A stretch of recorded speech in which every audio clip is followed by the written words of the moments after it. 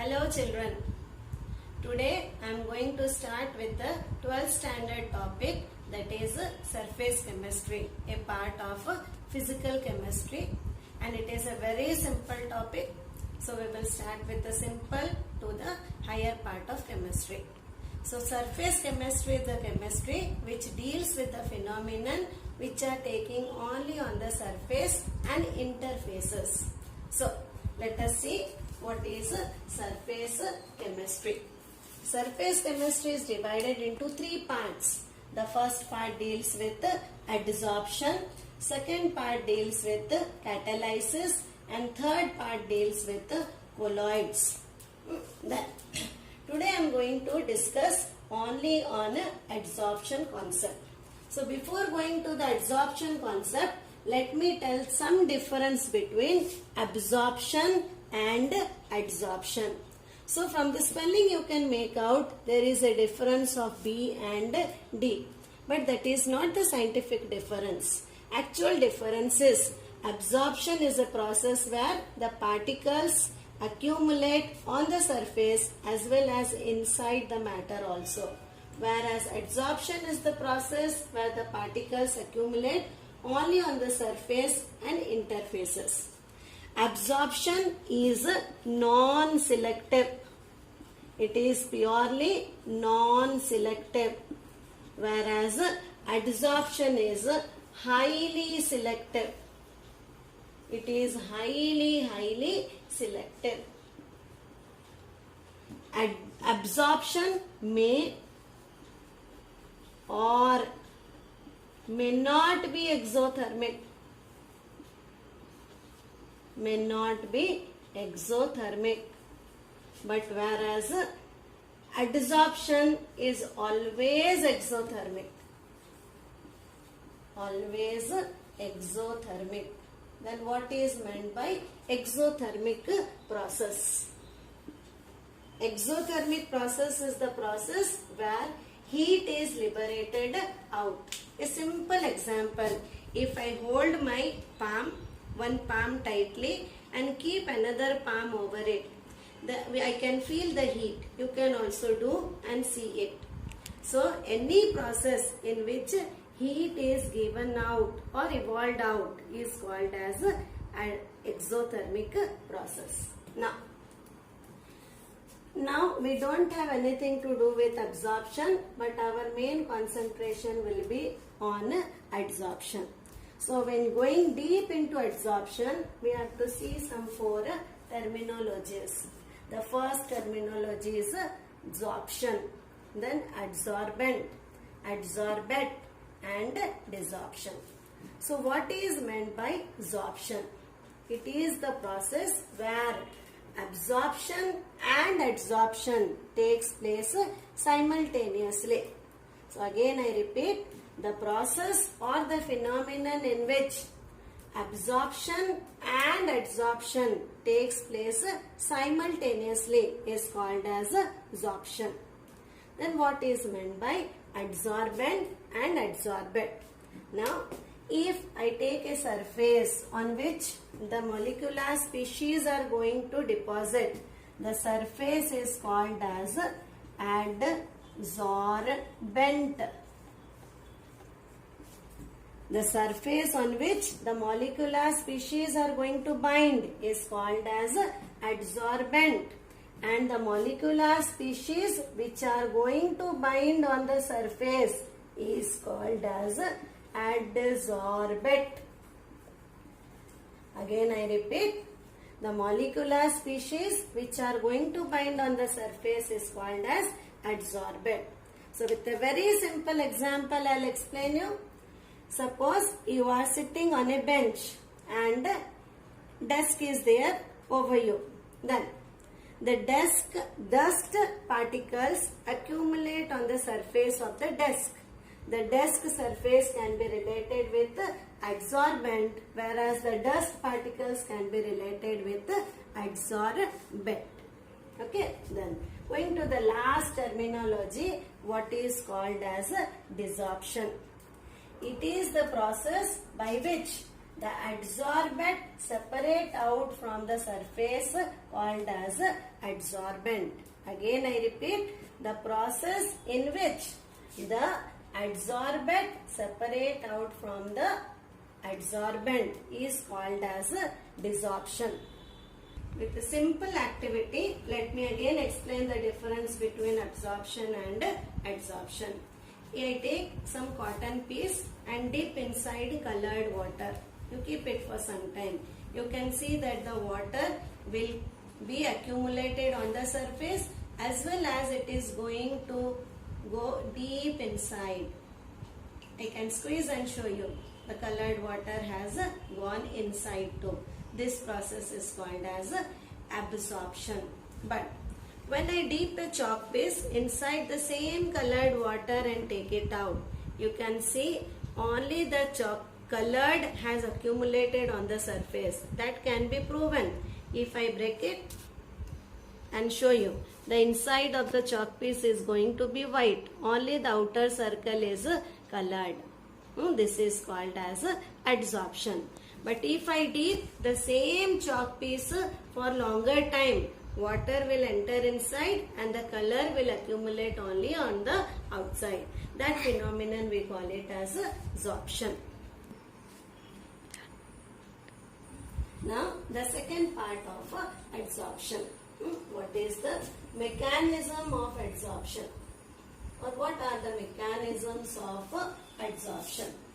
The adsorption concept is based on two things. One is the attractive force between adsorbent and adsorbent.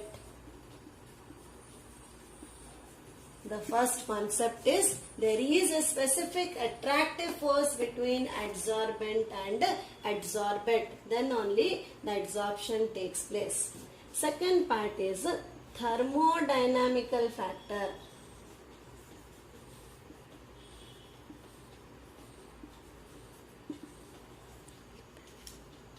The second, first year or 11th standard you have already studied thermodynamical factors can be delta H, delta S and delta G. So what is delta H? Delta H is enthalpy change, that is heat change. During the process of adsorption, the surface energy always decreases. Therefore, enthalpy change also decreases, which is denoted by negative. So, adsorption phenomenon is always negative. Then, when a molecular species is going to accumulate on the surface, the randomness of the species are going to decrease. Therefore, entropy also decreases and we denote it by negative sign. Whereas, Gibbs free energy depends on the thermodynamical equation, that is delta G is equal to delta H minus T delta S, which is a very famous thermodynamical equation given by Gibbs and we call it as Gibbs free energy.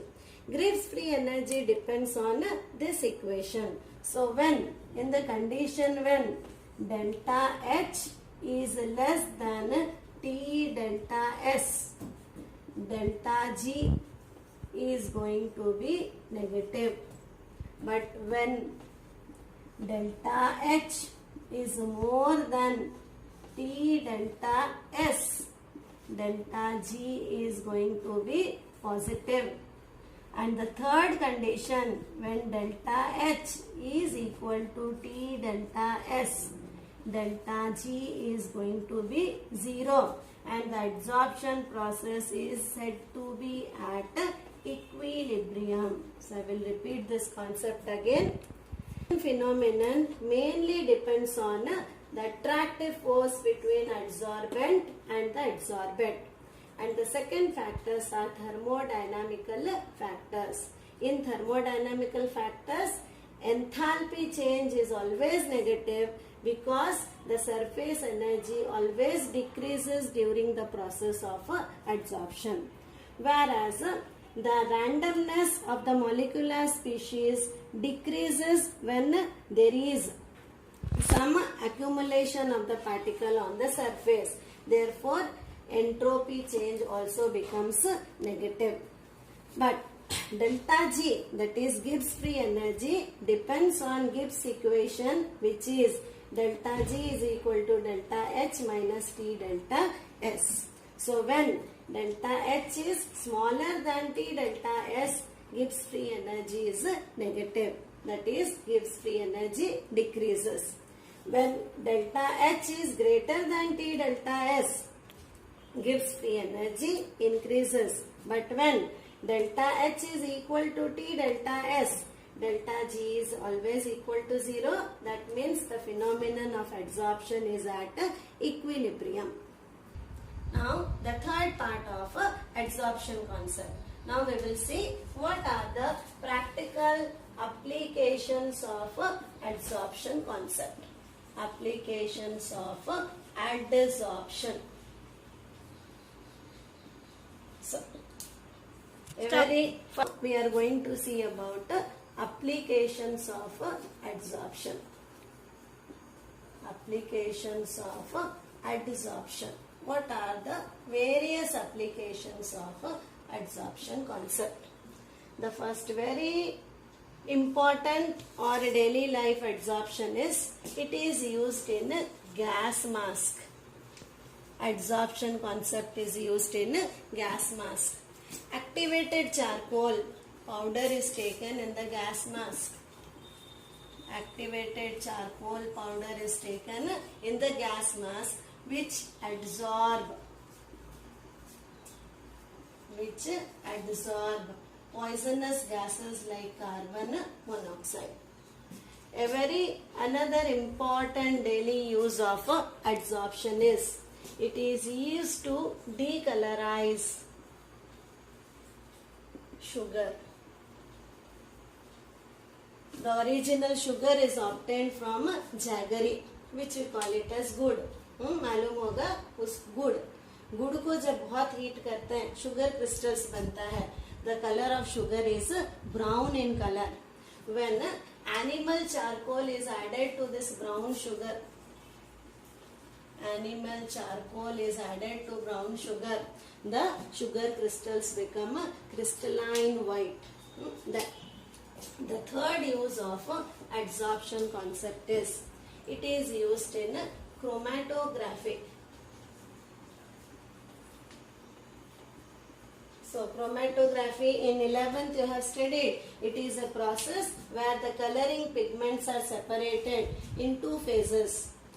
The mobile phase always adsorb on the stationary phase. So that is in chromatography. It is used in chemotherapy. In the medicinal uses, it is used in chemotherapy, means where the chemicals are used to treat. Then it is used in depoisoning. Depoisoning. Many times when a person takes or consumes poison, some of the gel particles are introduced inside the stomach, where the poison get accumulated on the surface and the person is allowed to vomit out, and the depoisoning takes place. Then it is used in many metallurgical process. It is used in metallurgical process like in froth flotation. So what is froth flotation? Those things we are going to deal in detail about in another topic. Froth flotation is a... Now the seventh use of or application of adsorption concept. It is used to create a high vacuum. Create very high vacuum. Wherever you need to create high vacuum, adsorption concept can be used. The eighth use of adsorption concept is, it is used to maintain or control humidity in nature. It is also used to control humidity of nature. Then Another application, ninth application of adsorption concept is, it is also used in certain titration process. Titration is the volumetric analysis where we can identify the qualitative and quantitative things. There in titration, some of the adsorbent are used to get the end point of the titration. Then it is the last application of adsorption is, it is used to separate inert gas, separate noble gases or inert gases. You know, 18th group elements are called as inert gases. So inert gases are separated by adsorption concept, and that method we call it as a Dewars method. The method of separation is called as a Dewars method. Thank you.